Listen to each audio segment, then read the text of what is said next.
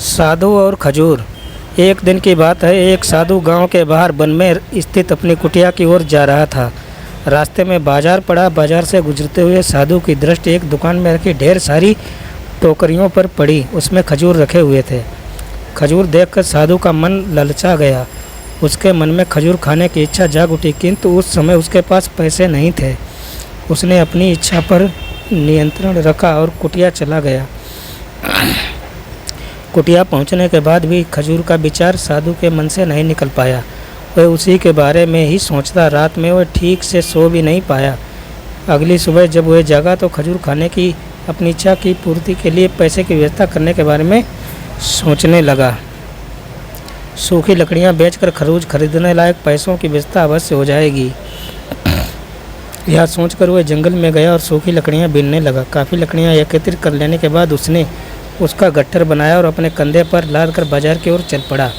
लकड़ियों का गट्ठर भारी था, जिसे उठाकर बाजार तक दूरी तय करना आसान नहीं था, किंतु साधु चलता गया। थोड़ी देर में उसके कंधे में दर्द होने लगा, इसलिए विश्राम करने हुए एक स्थान पर रुक गया। थोड़ी देर विश्राम कर वह पुनः लकड़ियां उठाकर चलने लगा। इसी तरह रुक रुक कर किसी तरह वह लकड़ियों के गट्ठर के साथ बाजार पहुंच गया। बाजार में उसने सारी लकड़ियां बेच दी। वह उसके पास इतने पैसे इकट्ठे हो गए कि जिससे वह खजूर खरीद सके। वह बहुत प्रसन्न हुआ और खजूर की दुकान में पहुंचा। सारे पैसे से उसने खजूर खरीद लिए और वापस अपनी कुटिया की ओर चल पड़ा। कुटिया की ओर जाते जाते उसके मन में विचार आया कि आज मुझे खजूर खाने की इच्छा हुई। हो सकता है कल किसी और वस्तु की इच्छा हो जाए। कभी नए वस्त्रों की इच्छा जाग जाए, तो कभी अच्छे घर की, कभी स्त्री और बच्चों की, तो कभी धन की। मैं तो साधु व्यक्ति हूँ, इस तरह से तो मैं इच्छाओं का दास बन जाऊंगा।